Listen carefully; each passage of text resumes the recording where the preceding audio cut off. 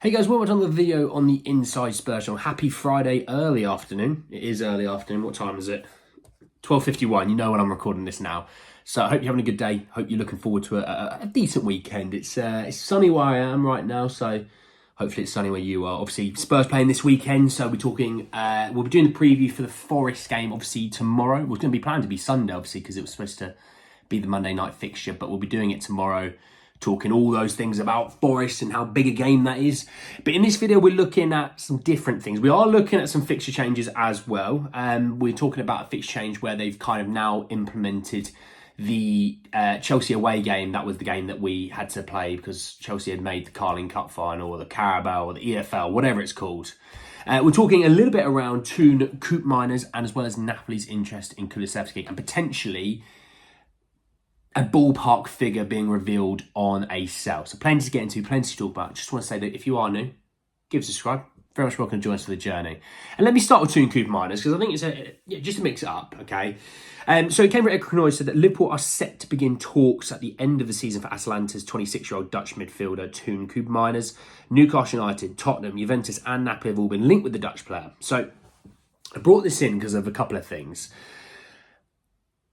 Firstly, on Liverpool, I know that obviously Xabi Alonso's staying at Bayer Leverkusen, which, by the way, I commend him for, because it makes them completely focus on the rest of the season without any issues.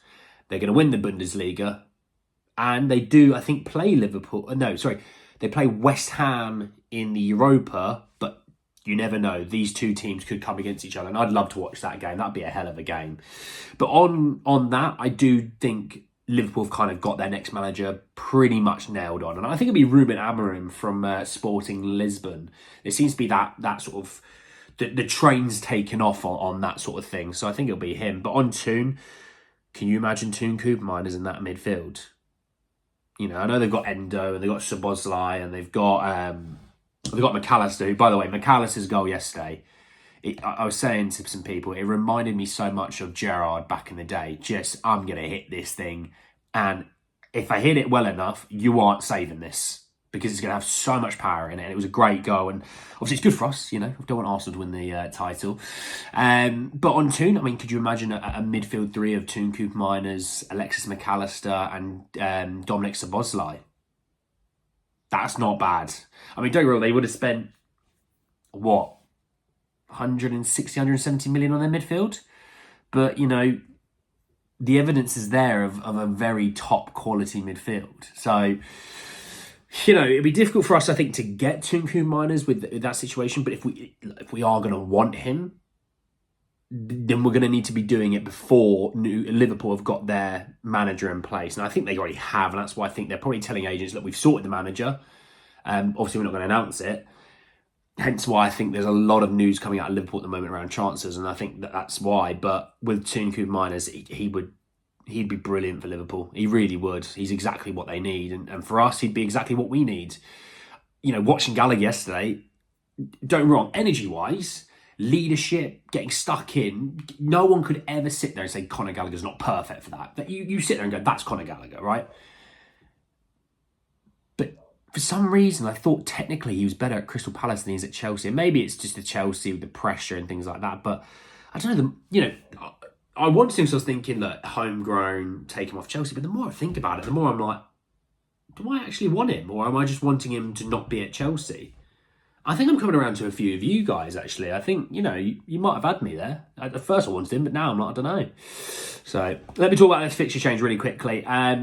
Chelsea away has now been planted in, and it's possibly one of the worst times it could be planted in. It's now scheduled for Thursday, May the 2nd at 7:30.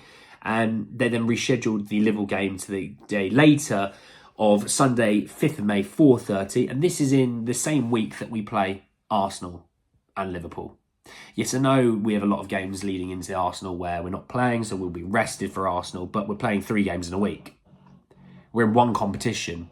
You know, we other than the cups that we were out, pretty quickly. How the hell are we playing 3 games in a week? We're not in Europe. Why are we playing that? We're playing a Europa League schedule. Fair enough, this is Liverpool, but this is us. And I don't get it. It's ridiculous. Anything to favour other teams, I guess, in this regard. But look, put your strongest team out for Arsenal.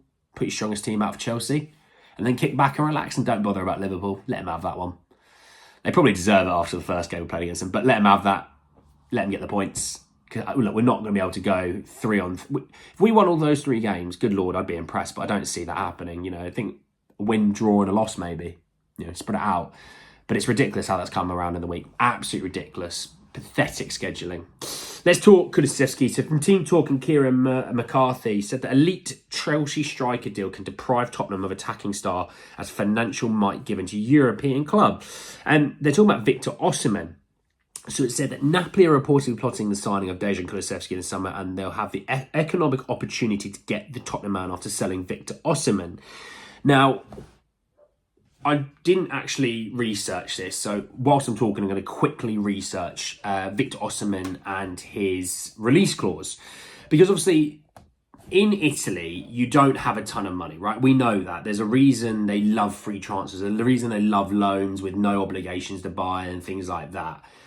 The thing is with this situation, and I've just had a look, and look, I don't exactly know what it is, but they've kind of said anywhere between about 100 and 120 million. I think that's kind of the idea, right? Let's just say it's 100 million, just for the sake of this conversation. They obviously look to replace that striker, which I do have an update. Wait, do I? I might have an update later, potentially. If not, you'll see what I mean. But on that front, they'll look to replace the striker. They'll then look to then stock out the rest of the squad, because they've kind of fallen off a cliff this year. Maybe the Osimhen-Napoli relationship this year has been really, really awkward because of ridiculous TikToks and things like that Napoli put out of him. Plus more, obviously. There's always more to every story. But yeah, they say have 100 million. We will probably want 40 and above minimum for Dejan Kulusevski. They'd have the money for it, And, not my camera. Don't knock your camera, because that nearly fell and broke. So don't do that. Don't be me. But, with that being said, I've got more to sort of add to this story. And the article goes on and says that, indeed, on Radio Kiss Kiss Napoli, it was stated that the Serie A side will work a lot on the signing of Kulusevski. It's reported he will cost no less than 43 million, so about 50 million euros within that realm, right? Look, if we're offered that kind of money, you've got to sit there and genuinely think about taking that money. That's a good, decent enough offer. I think, will you ever get a better offer?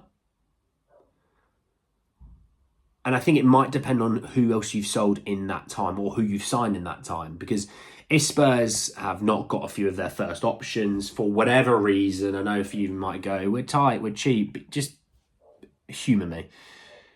I think they'd keep him. But if they go, look, we've got our first option. Let's say Eze's their first option. We've got Eze. We've got Ederson from Atalanta in the midfield. We've got our centre-back. We're really happy. We take that money, get a newer winger. Maybe that's the way they go. Maybe they go, actually, we're going to sign Timo Werner permanently. We're going to take Eze. We're going to sign Ederson and a centre-back. You're probably looking around, let's say if it's Lloyd Kelly on a free, by the way, so I'm going to be like that. You're probably looking, I'd say, about 120 to 125 million for those four, right? Now, if you're buying a centre-half, you're probably going to add on another 20, 25 million, so, 150. Well, you're going to be selling players like Reguilon, and you're going to be selling, probably your Rodens and maybe Tangangas and things like that. Maybe an Emerson. But if you're going to get offered 45, 50 million for Dejan Kulusevski, I'm going to do that. I'm going to take that money, I'm going to reinvest it, and you probably get better bang for your buck. Cheaper wages as well, which I guess helps. Because he's on a contract for a long time. You've got all the power in the world in this situation. Napoli don't have any power. They'll be coming to you, cap in hand. I don't have a caps over there. I think you take it. We'll see. I think they are interested in him. where that interest lies after the sort of money that we're going to want is another question. But anyway, guys, then the video. Hope you enjoyed. Drop a like on the video if you did. Hit me in the comment section your thoughts and feelings about the Dejan Kulusevski Napoli rumour, that sort of fee. Let's call it 45 million. Are you taking it, yay or nay? Obviously, your thoughts is about that fixture change and sort of the ridiculousness of it. And as well as talking Teun Koopmeiners to Liverpool. Do you see it happening? Do you see us being in there? Let me know. If we're not in there, by the way, give me your idea for midfield, because we're going to be in there. We're going to be in for a midfielder. Obviously, subscribe to the channel if you're new and hit the notification for more. But anyway, guys, at the end of the video, I'll see you all very, very soon. Take care, guys.